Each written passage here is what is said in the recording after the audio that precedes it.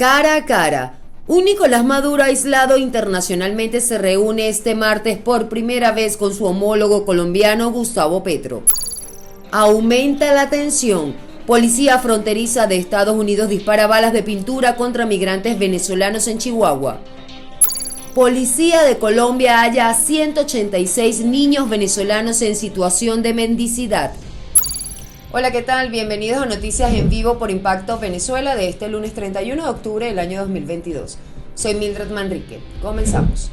Cara a cara.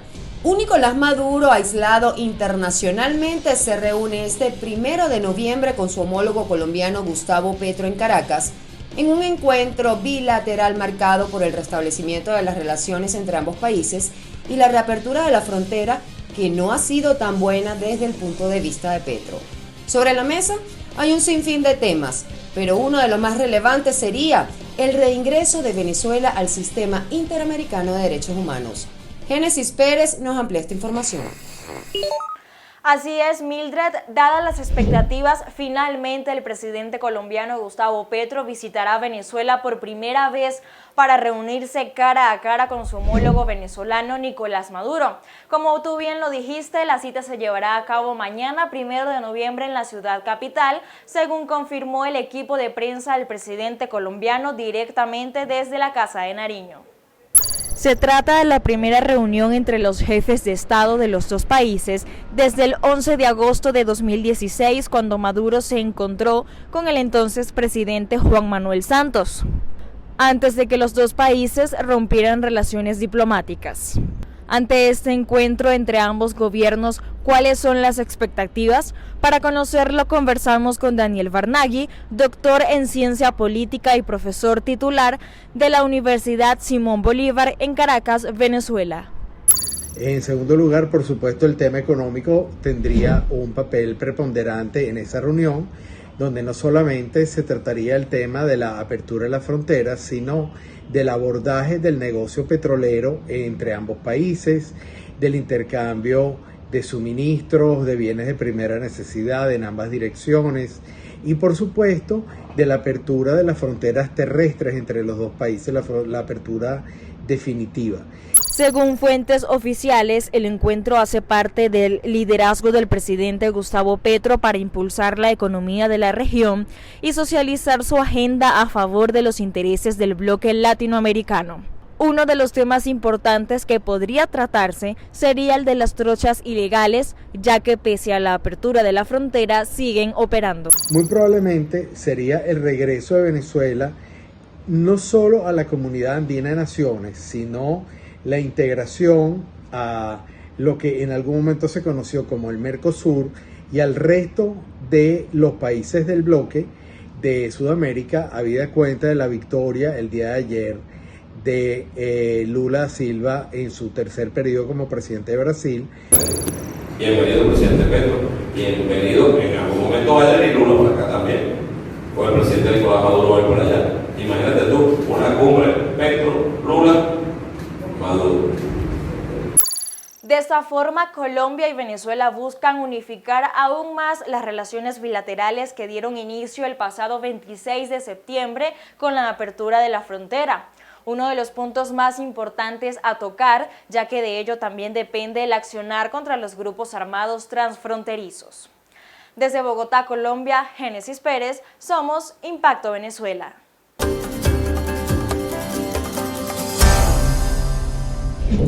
Pasamos a otras informaciones de carácter nacional reseñadas por algunos portales en la web. Presentan nuevas pruebas de crímenes de lesa humanidad en Venezuela ante la Corte Penal Internacional.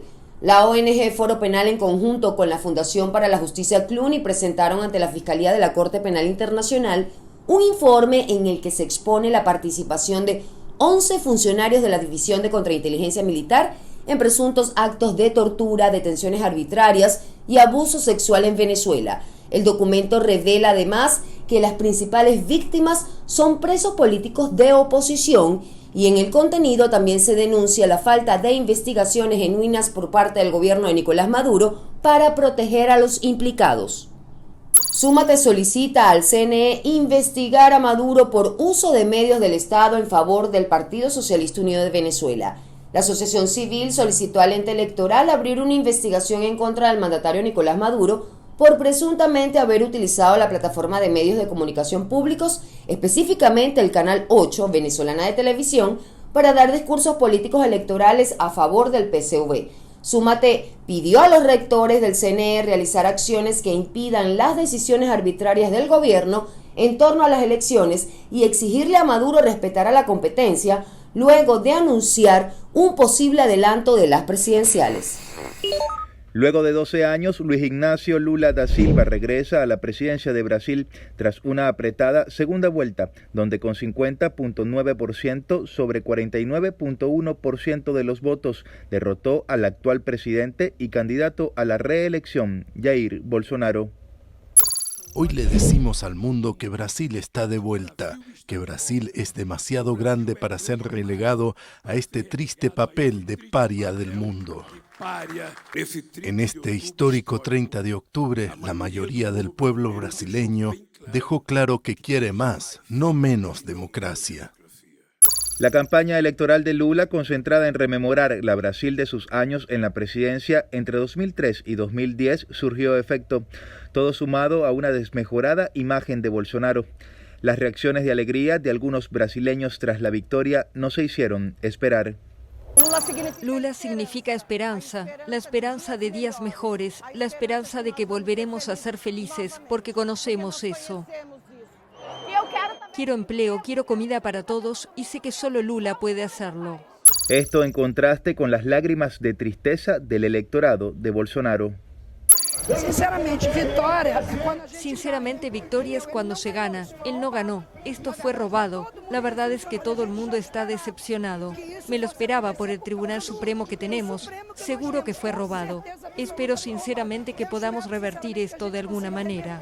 Con 77 años, Lula se convierte en la primera persona en su país en asumir la presidencia en 3 ocasiones. A diferencia de sus mandatos anteriores, no contará con el mismo bienestar económico, además de llegar a una Brasil totalmente polarizada. Con Brasil se acentúa el ascenso de la izquierda en Latinoamérica. En el caso de los países del sur del continente, solo Paraguay, Uruguay y Ecuador mantienen gobiernos de derecha. Sandino Ignacio Yaguares, Somos Impacto Venezuela. El rector del Consejo Nacional Electoral, Enrique Márquez, aseguró que la propuesta de adelantar las elecciones presidenciales hecha por algunos voceros del Partido Socialista Unido de Venezuela no tiene basamento constitucional. Aseguró que para el año 2018 se utilizó la figura de la Asamblea Nacional Constituyente para adelantar este proceso electoral. Primero que todo, debo aclarar que todos los venezolanos que están en el exterior, de acuerdo a la Constitución, deben tener derecho a votar en la elección presidencial. Independientemente de su condición, deberían tener ese derecho.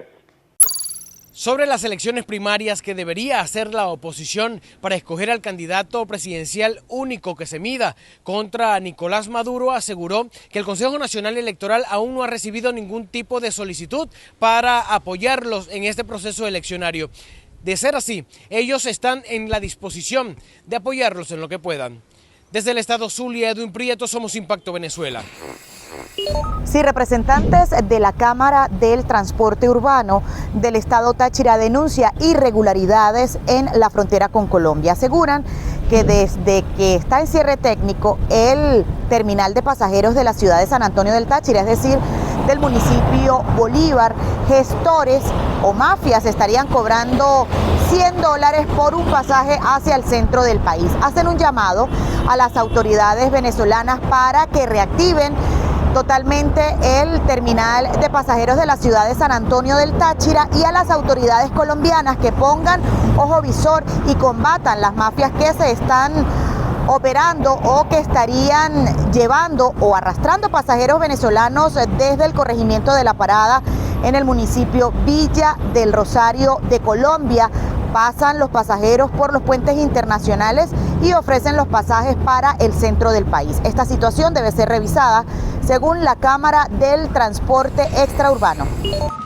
Sí, el contacto lo establecemos desde el litoral central venezolano, donde producto de las fuertes precipitaciones registradas el pasado viernes 28 de octubre y ante la alta demanda por parte de los vecinos de que se atiendan las principales cuencas de ríos y quebradas, algunos de estos han decidido organizarse para poder, con sus propios medios, poder restablecer algunos de los servicios, especialmente el del agua. Tal es el caso de la comunidad del Teleférico en Macuto, donde decidieron meterse cerro arriba para poder atender esta situación, así como también ocurre en la parroquia La Guaira, específicamente en la comunidad de Punta de Mulatos, donde también el Consejo Comunal junto a varias familias decidieron emprender esta limpieza, esto para tomar algún tipo de prevención ante la llegada de nuevas lluvias. Este es el reporte que podemos ofrecer desde Vargas a Mi Torres. Somos Impacto Venezuela. ¿Qué tal, amigos? Bienvenidos. Uno de los integrantes de la banda del Chino, que ha venido operando en una vasta zona del 23 de enero, fue detenido después de ser señalado como uno de los responsables de haberle propinado una golpiza a este joven que ustedes ven en pantalla de apenas 14 años de edad, a quien le apreciaron la medicatura forense escoriaciones en la cara, en el cuello, escoriaciones en la cabeza y lesión en el glúteo derecho. Este suceso ocurrió en el 23 de enero, muy cerca del bloque 15, donde vive este jovencito con sus hermanos y con sus padres. Lo más curioso y lamentable del caso es que hubo una confusión, pensando de que el joven, al meterse la mano al bolsillo, iba a sacar algún arma de fuego. Todo lo contrario, tiene una lesión importante y un yeso en su mano derecha. Esta es pues la situación ocurrida como parte de la violencia generalizada en buena parte de la ciudad de Caracas y que llegó a niveles importantes durante el pasado fin de semana. Policía fronteriza de Estados Unidos dispara balas de pintura contra migrantes venezolanos en Chihuahua. Los agentes dispararon proyectiles de control de multitudes contra los migrantes venezolanos que se aproximaron al borde de la frontera entre México y Estados Unidos. El altercado se registró en horas del mediodía de este lunes, después que un grupo de migrantes intentara desplegar una megabandera de Venezuela como parte de una manifestación que pretendía ser pacífica. 2 personas resultaron detenidas. Policía de Colombia halla a 186 niños venezolanos en situación de mendicidad.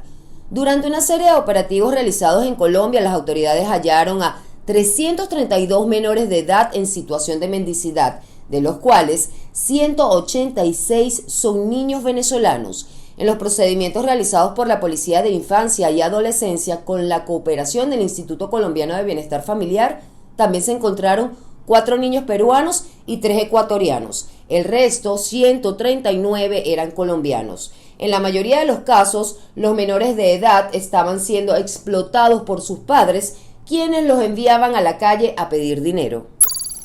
Asciende a 141 la cifra de muertos por colapso de un puente en la India. Según el último balance de las autoridades, otras 177 personas ya fueron rescatadas, mientras que más de 30 cuerpos de rescate entre buzos, ejército de guardacostas y médicos siguen desplegados para ubicar a los desaparecidos. La policía confirmó la detención de 9 personas presuntamente relacionadas a la tragedia ocurrida este domingo, mientras que el primer ministro anunció la entrega de compensaciones a los familiares de las víctimas. Irán juzgará con rapidez y precisión a más de 1.000 personas por participar en protestas. El pasado sábado inició el juicio en contra de los primeros 6 hombres acusados de delitos que pueden llevar a la pena de muerte por participar en las protestas desatadas por la muerte de Mahsa Amini. 3 de los acusados enfrentan cargos por guerra contra Dios, 2 por corrupción y 1 por luchar contra el gobierno islámico. En total son 1.029 personas que serán juzgadas por participar en las protestas iniciadas desde el pasado 16 de septiembre. Despedida a víctimas de la tragedia en Corea del Sur. El presidente surcoreano Yoon Suk-yeol abrió el lunes el altar en memoria de las 154 personas muertas en una aglomeración durante una fiesta de Halloween, mientras las autoridades enfrentaron acusaciones de que la falta de control policial provocó el desastre. La policía dijo el lunes que envió a 137 oficiales al sitio, una cifra que señaló como superior a la de años previos. Pero informes locales indicaron que los policías enviados estaban más enfocados en vigilar el uso de drogas que en el control de la multitud. En redes sociales se divulgaron reclamos de que la policía este año no controló la aglomeración y permitió que mucha gente se congregara alrededor de la estación subterránea y en la callejuela que fue epicentro del desastre. Pero el gobierno defendió el domingo el plan policial. Y en nuestra sección de entrevista les traemos un pequeño extracto de Cara a Cara con el dirigente de Primero Justicia, Tomás Guanipa.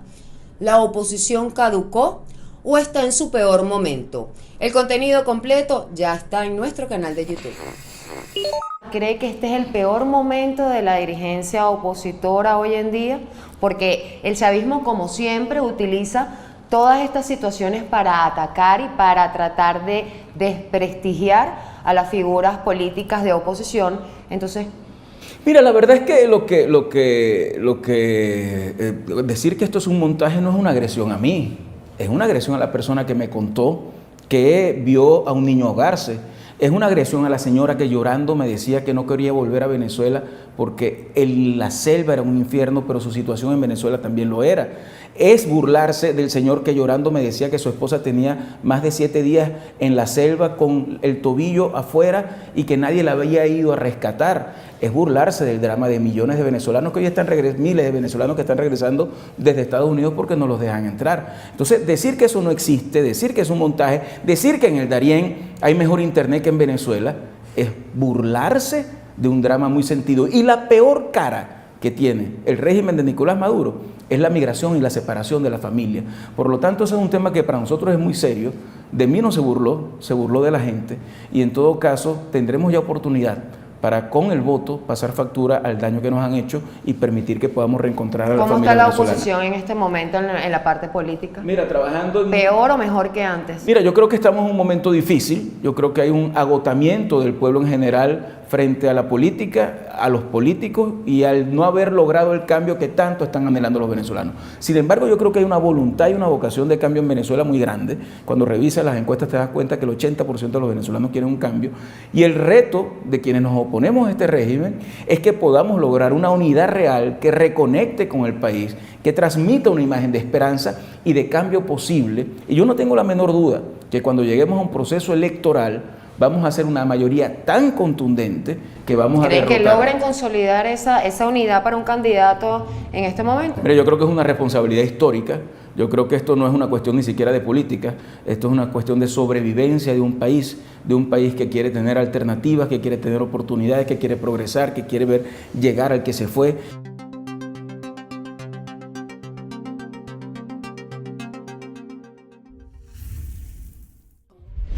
Es momento de hacer un recorrido por lo que ha sido noticia hoy en nuestro país vecino a través de Colombia en Vivo. ¿Qué tal? Bienvenidos a Colombia en Vivo. Las autoridades impactaron una red que presuntamente estaría conformada por militares, exmilitares y particulares, los cuales han sido acusados de sustraer de manera ilícita armamento de diferentes batallones del país. La tasa de desempleo en Colombia en septiembre cayó del 12% al 10,7%, según reveló el DANE. Por su parte, el presidente Gustavo Petro celebró la caída en la tasa del desempleo, asegurando que esta es la variable fundamental y más importante de la economía. Hasta aquí, Colombia en Vivo. Informó para ustedes Valeria Sierra. Hoy en Video Viral, el país entrará en crisis a menos de 24 horas de haber finalizado el proceso de elecciones presidenciales en Brasil. El caos se apodera de las calles de Río de Janeiro. Varios manifestantes tomaron las vías en rechazo a los resultados que favorecieron a Luiz Ignacio Lula da Silva, quien regresa al poder. También se han registrado saqueos a varios locales comerciales. Miren esto.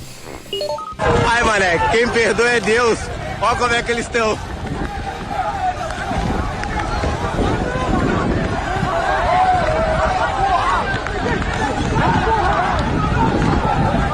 Caralho!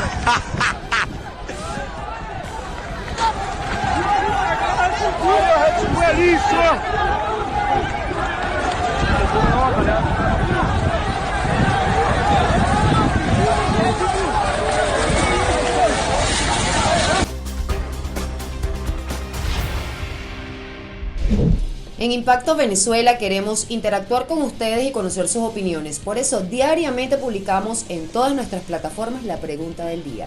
Y la de hoy dice así: ¿quién es el candidato opositor por el cual tú votarías de cara al proceso electoral del próximo año? Desde nuestra cuenta de Instagram, @ImpactoVE, Baywatch9 dice: por María Corina Machado, es la mujer con principios y valores. Otro comentario es de Jessica White02, dice: hay que luchar contra el chavismo independientemente de la figura política. Ahora pasamos a nuestro canal de YouTube Impacto Venezuela.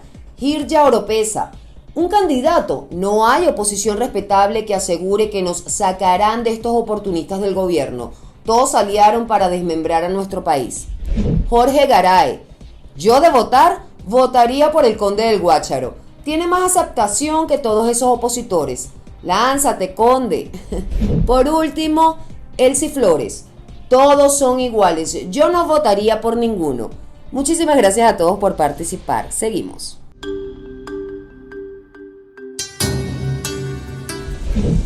El aumento de los casos de abuso sexual en menores de edad ha despertado el rechazo y la indignación de los venezolanos. Y eso lo refleja la caricatura del día, que es de Fernando Pinilla. Bajo el lema "los niños y las niñas no se tocan", exigen poner fin a esta situación atroz y hacer pagar con todo el peso de la ley a los responsables.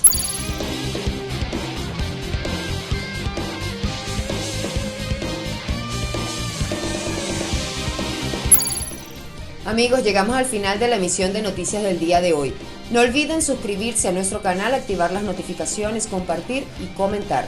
Y que también tenemos disponible para ustedes una plataforma en la web, www.impactovenezuela.com, y nuestras redes sociales @ImpactoVE. Que tengan un feliz descanso, nos vemos mañana.